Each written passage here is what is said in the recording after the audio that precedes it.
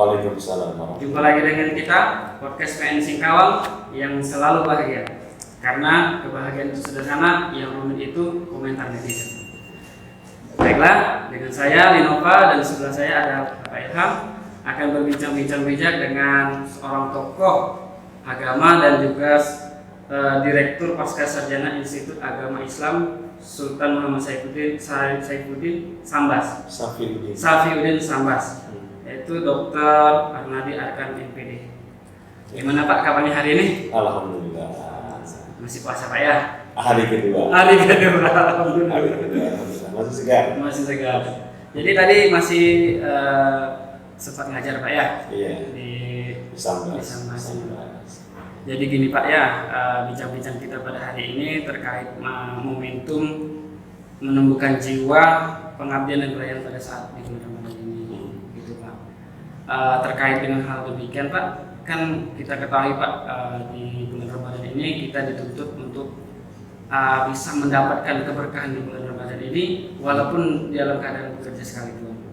Nah, pertanyaan tuh gini Pak ya, di setiap instansi-instansi yang ada di kita ini, di beberapa instansi ini telah menerapkan UBK dan BBM, di mana itu kita harus melayani pengunjung dengan maksimal.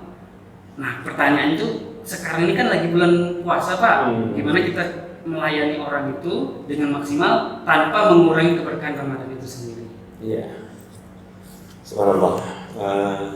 Sebenarnya kalau kita melihat secara umum, tidak ada perbedaan antara bulan Ramadan dengan di luar bulan Ramadan pada job, pada pekerjaan.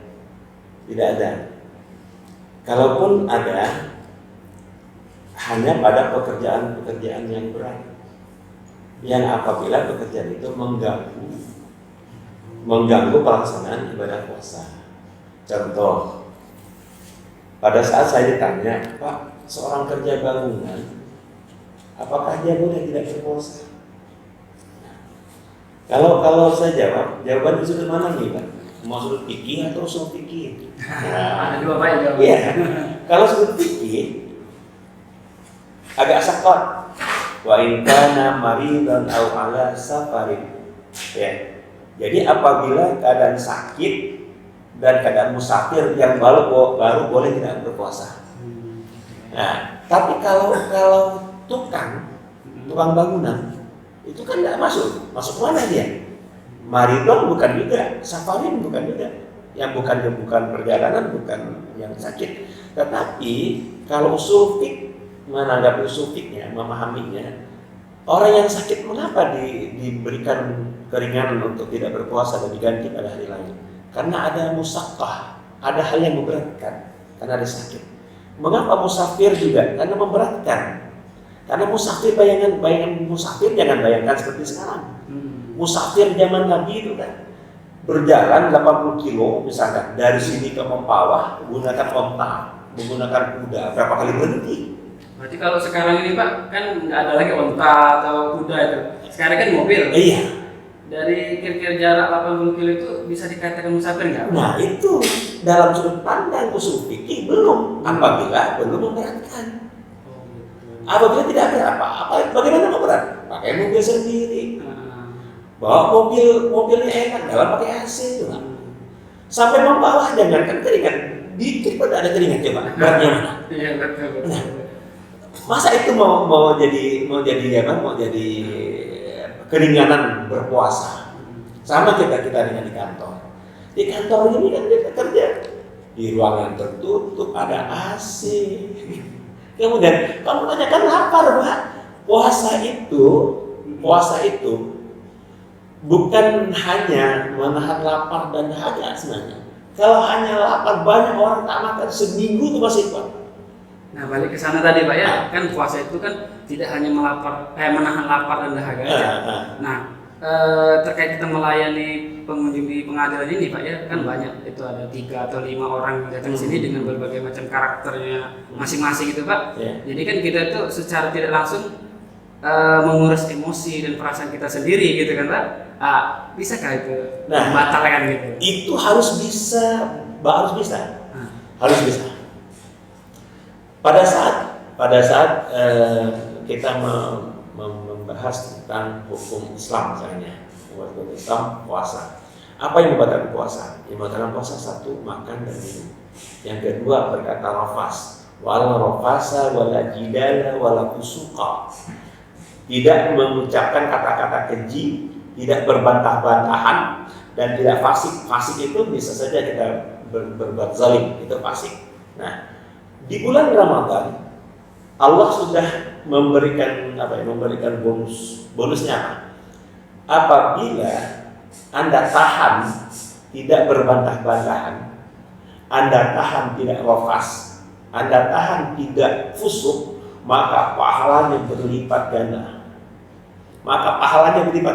Saya pikir yang memotivasi saudara-saudara kita yang bekerja, termasuk kita yang bekerja, agar tetap maksimal di bulan Ramadan, kita ingin mengharapkan pahala dari Allah yang luar biasa. Mumpung di bulan Ramadan. Ada nggak Pak kiat-kiat untuk supaya teman-teman kita di PTSP itu di dalam menghadapi pengunjung itu agar tetap tenang gitu Pak, tidak terbawa emosi? Menurut pandangan Islam sendiri ada nggak Pak yang? Ya, manusia terdiri tiga nafsu.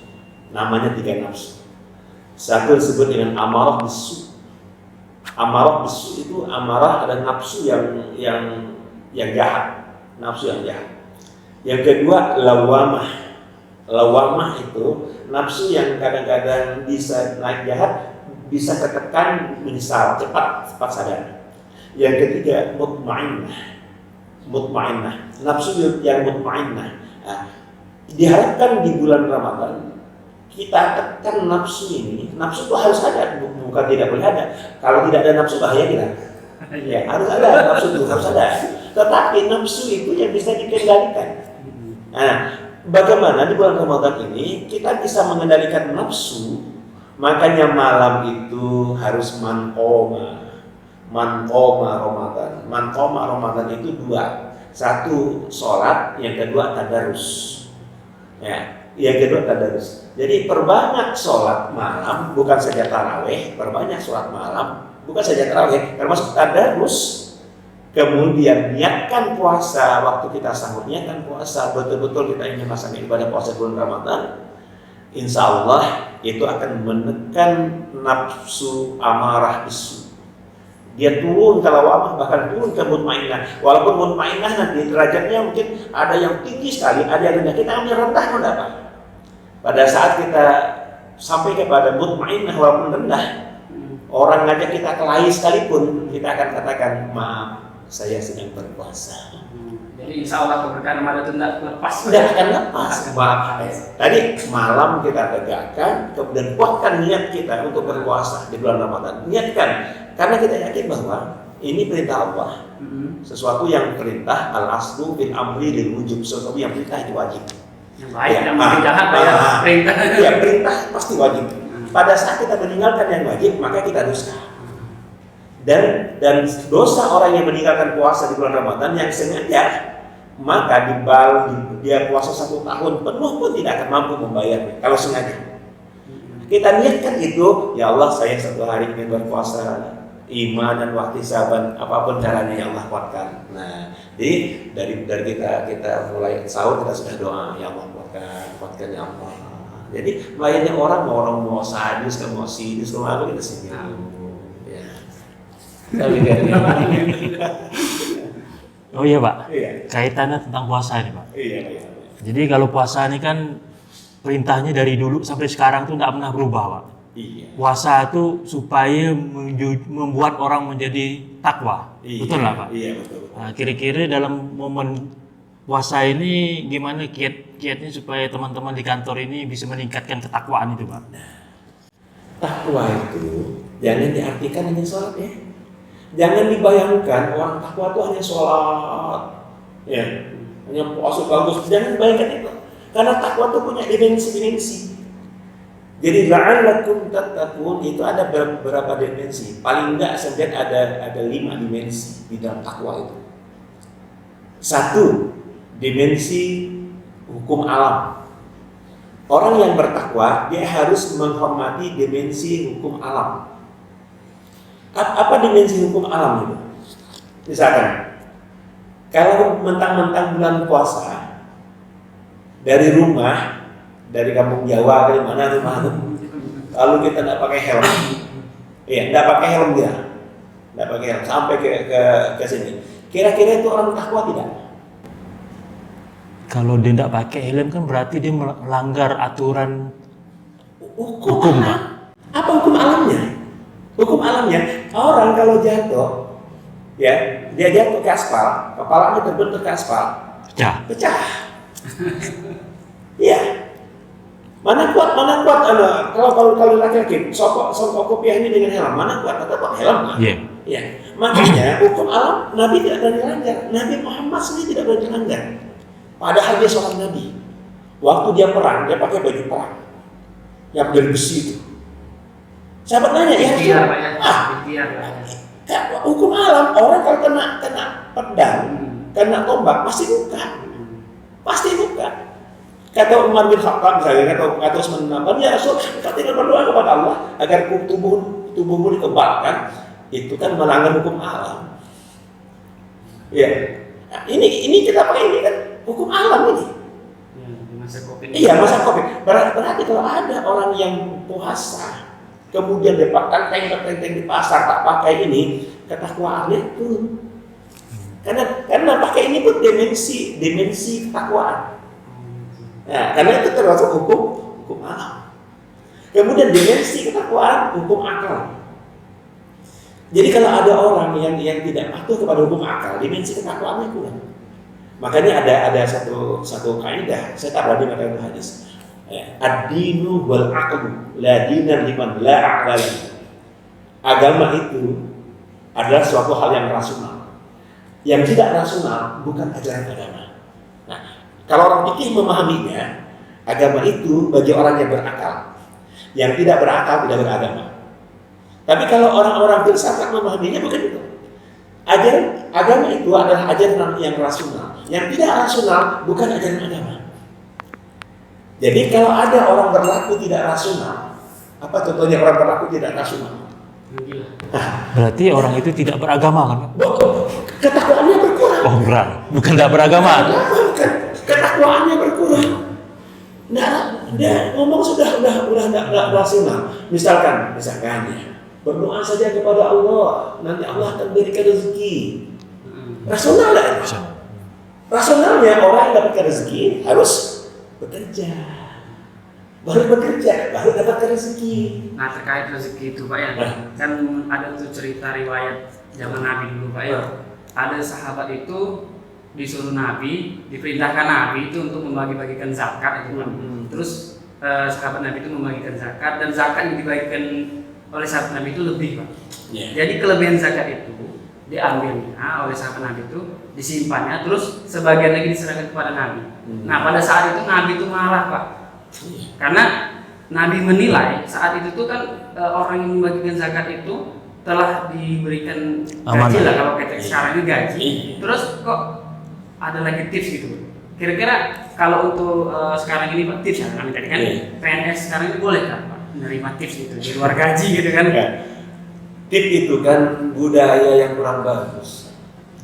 Kalau kata orang Malaysia, rasuah. Kata orang Malaysia itu rasuah. Korupsi lah ya. Kalau kata orang kita, kata bahasa agama, ashi wal murtashi. Ashi sobok, wal murtashi orang yang menyogok dan yang disobok. Itu tidak boleh Pak.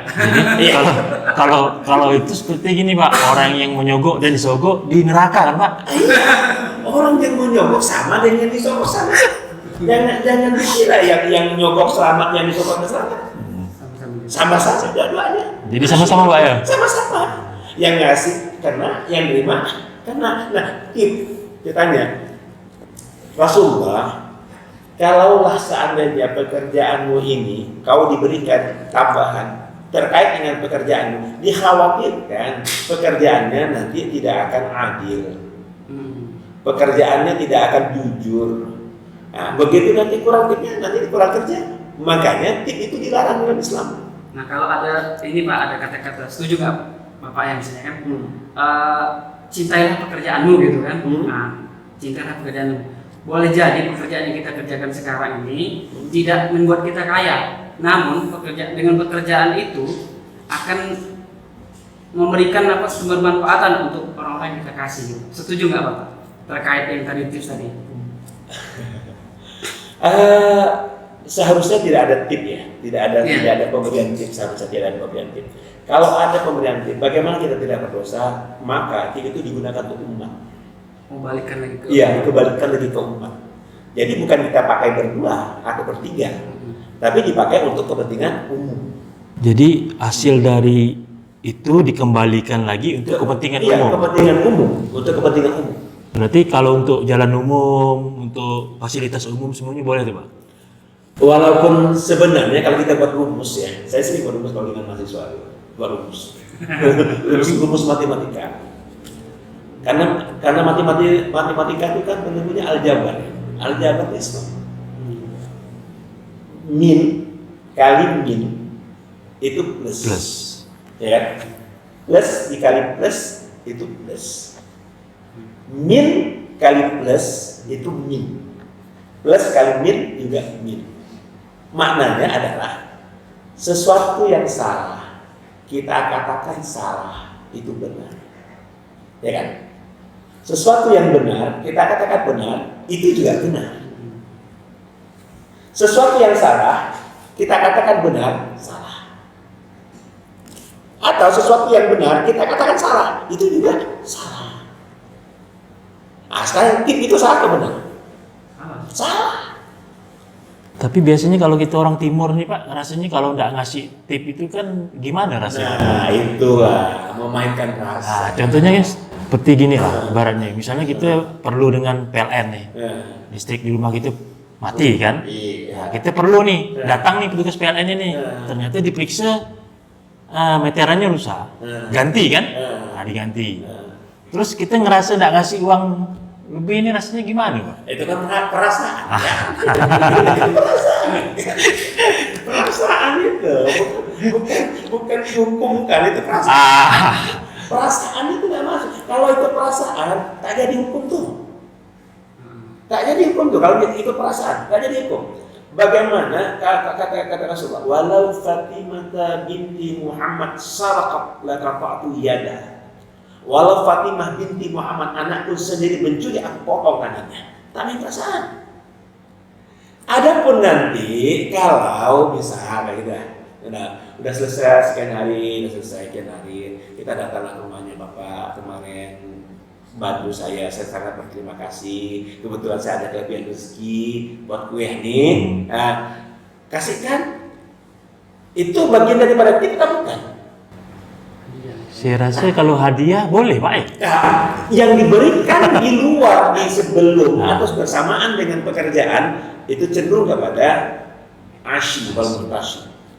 Tetapi kalau pekerjaan itu sudah selesai dan kita puas dengan pekerjaan itu, gitu, maka kita memberikan lebih, itu namanya hadiah. Kalau hadiah beda. Berarti prosesnya kita memberikan itu pada saat setelah proses itu Pak ya? Proses selesai terjadi, kemudian kita merasa puas dengan pekerjaannya, dan hadiah itu pun diberikan yang wajar, bukan yang tidak wajar. Masa gara-gara bentuk PLN kasih hadiahnya mobil?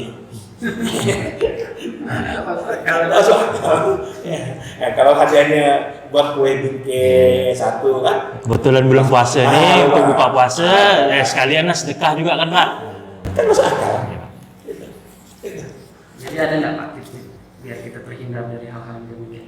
Ya, setan di bulan Ramadan ini, makanya kata Rasulullah, masuk bulan Ramadan pintu surga dibuka lebar-lebar, pintu neraka ditutup rapat-rapat, kemudian setan belum diikat, dipasung. Tapi kalau memang setan dipasung, berarti kan tidak ada lagi orang yang berbuat maksiat. Iya betul Pak. Di pasar tuh masih banyak orang berbuat maksiat. Yang merokok masih banyak, ya. Yang berarti kan setan masih ada. Jadi kan katanya, betul kan? Pak, katanya tadi Bapak bilang di bulan puasa ini setan ini dibelenggu kan? Ya kan? Cuman sekarang setan ini makin bahaya Pak. Setannya udah berwujud manusia. Nah setan yang seperti ini yang bahaya. Dia pandai traktir. Mana yang traktir Pak? Kalau setan yang tidak berwujud manusia, dia tidak bisa traktir, dia hanya bisikan-bisikan. Nah, setan yang berwujud manusia ini yang paling bahaya. Dia paling traktir. Yuk kita buka puasa yuk, kata dia kan, makan siang. Nah, dia traktir. Ini yang bahaya. Setan, makanya qul a'udzu birabbin nas, malikin nas, ilahin nas, min syarril waswasil khannas alladzi yuwaswisu fi sudurin nas minal jinnati wan nas. Jin dan manusia. Manusia dan jin bisa bergabung apabila ada satu tipe. Sama tipe setan. Jadi setan bisa masuk ke dalam jiwa dia, mempengaruhi nafsu dia. Masa nafsunya nafsu amarah bisu. Bagaimana caranya untuk tadi itu, untuk tip-tip agar terhindar dari itu semua? Satu, apabila siang ini bulan Ramadan, kau dapat janganlah batal wudu. Jangan sampai batal wudu. Pokoknya habis sholat subuh, kadang kalau memang mau tidur lagi silakan tidur sebentar, jangan lama-lama. Karena tidur setelah sholat subuh itu paling bahaya. Tidur setelah sholat subuh itu paling bahaya. Ada satu penyakit yang mengintai kita, apa? Pikun. Ya, penyakit pikun, penyakit pelupa itu biasa mengintai orang yang habis sholat subuh tidur. Makanya kalau kita mau tidur, kalau dekat begini, usahakan tidurnya pun setelah matahari nampak agak tinggi dikit lah, itu pun sebentar, nggak usah lama, untuk menghilangkan ngantuk, setengah jam lah, udah target bagus. Nah, habis itu kita mandi, wudu lagi. Kapan pun kita merasa batal untuk wudu lagi.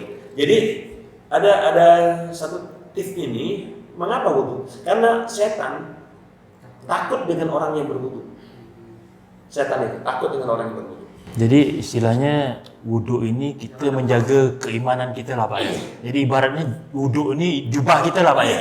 Dari bangun tidur kita pasang jubah itu, sampai siang pun sholat kita pasang juga, di luar masjid juga kita pasang, di mana-mana kita pasang jubah itu. Jadi jangan hanya untuk sholat. Ya, saya kalau dengan guru-guru, kalian yang menyampaikan kawan dosen, Anda kalau mau mengajar sedapat mungkin wudu.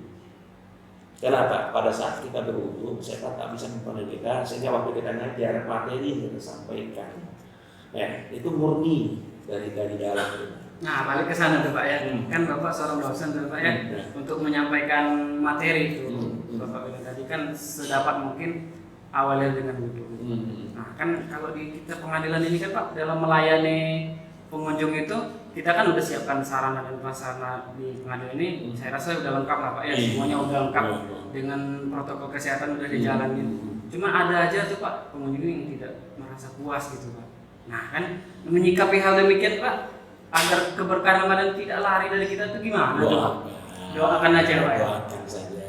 Dan pada saat kita lihat kemungkaran itu kan 3 kata Rasulullah. Man ra'a minkum munkaran falyughayyir biyadihi. Fa'ilam yastati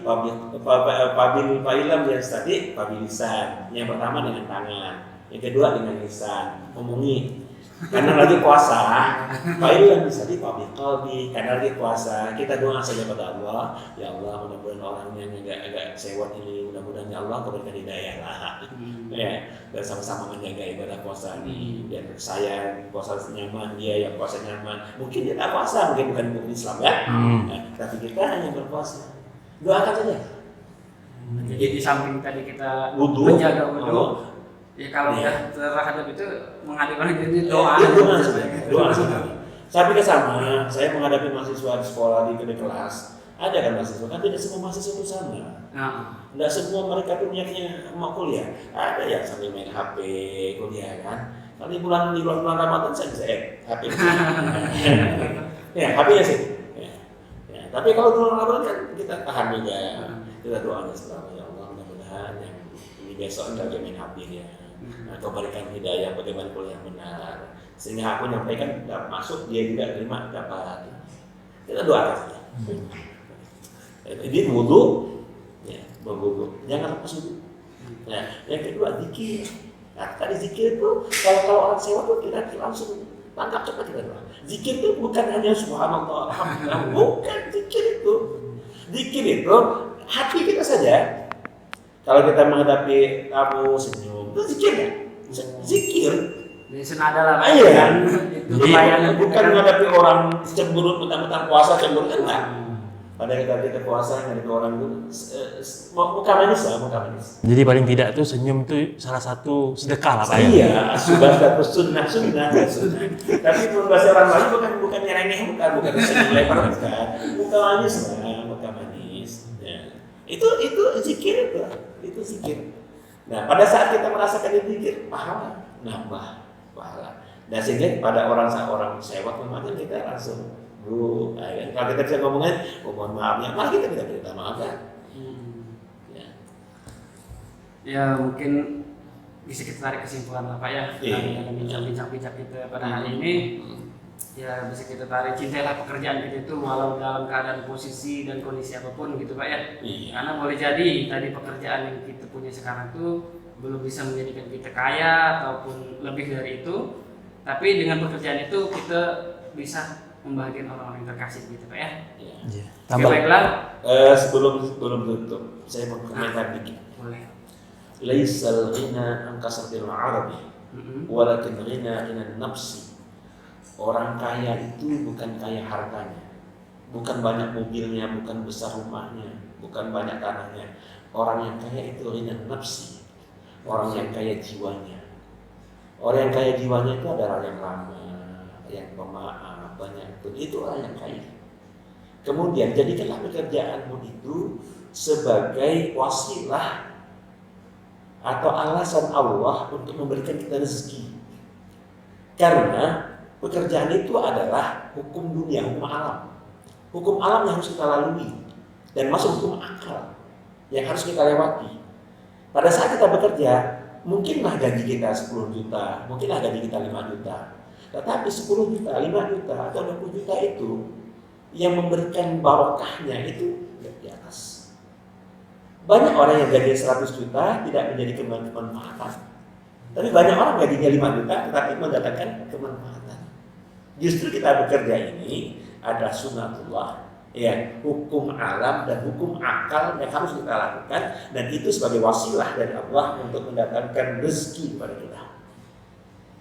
Jadi yakinkanlah itu bahwa kita cintai pekerjaan apapun yang kita kerjakan, kita lakukan dengan baik dan benar, Allah pasti akan menambahnya. Allah tutupi kekurangan-kekurangannya dan Allah pasti menambahnya. Dan itu keyakinan kita manusia. Yakin.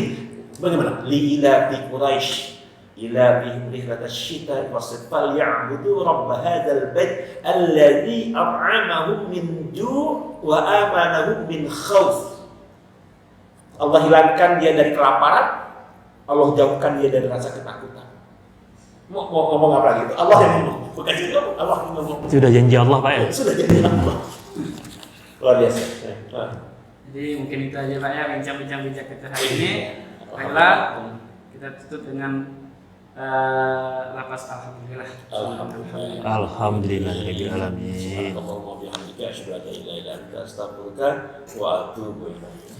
Baiklah podcast mania, sekian, sampai ketemu minggu depan.